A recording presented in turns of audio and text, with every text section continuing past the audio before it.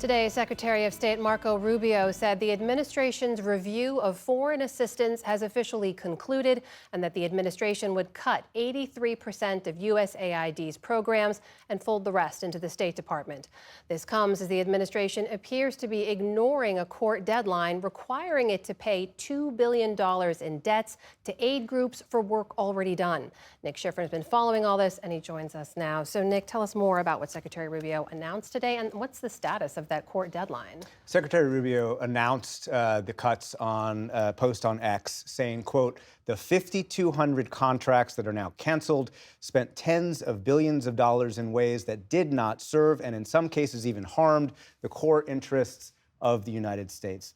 The State Department did not respond to messages requesting the list of the 1,000 programs it did save or anything else that I sent them today. As for that court deadline, as you said, the court ordered the administration to pay $2 billion in debts to aid groups for work that has already been done by 6 p.m. Eastern tonight.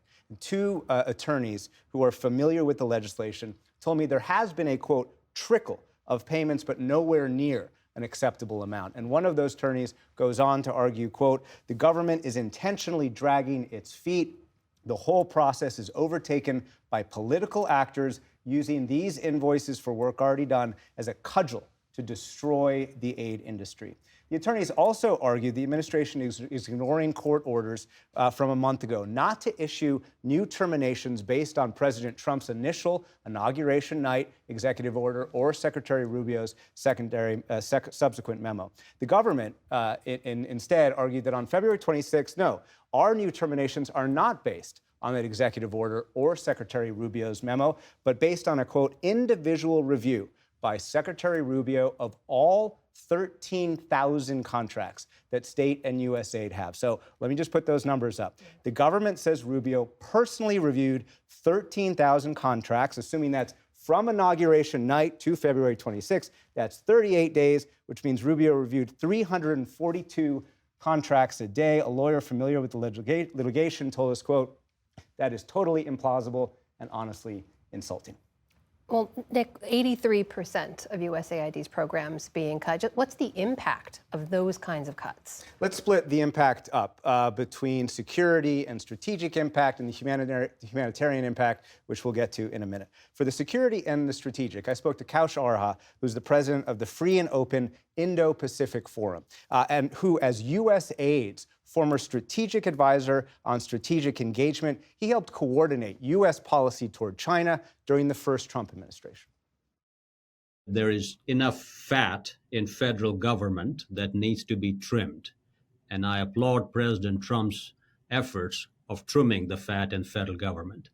But at the same time, you have very important services that our agencies provide overseas, in particularly with the competition with China. Arha argues that in Southeast Asia, USAID helped countries reform their economies to be more cooperative or conducive to American investment rather than Chinese investment. And in the Pacific Islands, USAID assisted with development, education, and social programs in exchange for being the first partner on security. Providing those basic services for those states in which China is coming in and saying they will provide those services, or they will provide policing services. Really, the main delivery point on that is AID. And because USAID had a tremendous sort of goodwill based on its humanitarian assistance program, whether it was for health or whether it was education or whether it's food security, it had a leg up on China to be the person as the one who they turn to in reforming their economic programs so that they are more conducive to America. Arha argues that USAID helped the U.S. win the Cold War, and whatever comes next will have to be there in order for the U.S. to win whatever comes next with China.